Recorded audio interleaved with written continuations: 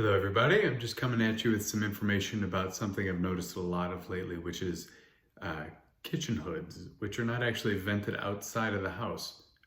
I always thought that that should be assumed, but I've been in and out of some really nice homes lately, and whether it's gas, whether it's electric, induction, what have you, a lot of these places are spending tons of money on nice things like shaker style cabinets or a smart refrigerator, which nobody knows that they need until they need it, or the right granite choice. But whenever you cook, you can see the grease piling up on the walls, and your house stinks a little bit. So anyway, this is everything you need to know about what to look for when buying a house, whether you need an updraft or a downdraft, what those things mean. So here we go. So a couple quick points before I dig in here.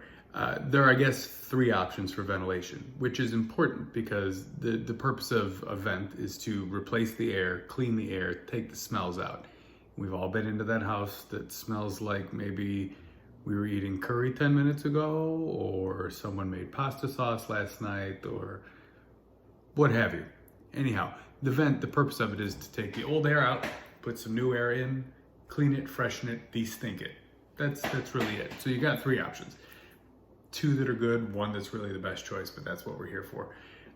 You can recirculate, like that little button in your car that says, it looks like the interior, but just in a circle.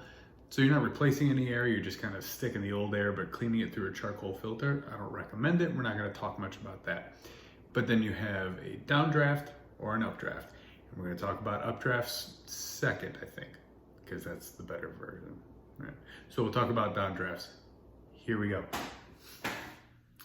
Right, downdrafts. Here we go. So it seems obvious, but never assume. So a downdraft is the opposite of an updraft, because an updraft and a downdraft, and for visual reference, okay. So now that that's clear, there's always a vent in the middle and on the sides. Some of them even have these really cool, like Back to the Future things that lift in the back and suck all the smoke through. That's pretty cool. But I'll tell you this, you measure their efficiency, right, in cubic feet per minute. It's same as you do a blower or any sort of air duct system. Downdrafts typically have a few advantages, disadvantages. So the pros are here. Pro, they're a little slimline, they don't take up as much space, they can be less expensive, and they're pretty minimalist in their design. And basically every manufacturer that makes an updraft also makes a downdraft. So what's the difference? Generally, if you do a lot of grilling or frying, it's not a good idea to have a downdraft. But if you're one of those people that doesn't do a lot of cooking, maybe you like Chinese food, order it. You don't have to cook. This can save you space. You can put it on a kitchen island.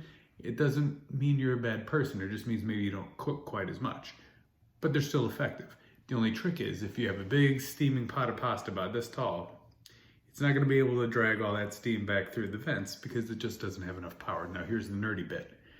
You want, I think they say for gas, you want to have about 400 CFM, and most downdrafts are only going to pull about 300.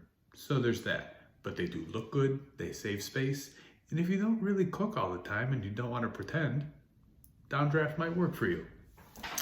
And we've reached the final and really only choice. Updrafts, which by now you've probably figured out means that the smoke goes up. But in case you need further reference, there you go. So, updrafts, there's some pros, there's some cons. I'll make it quick.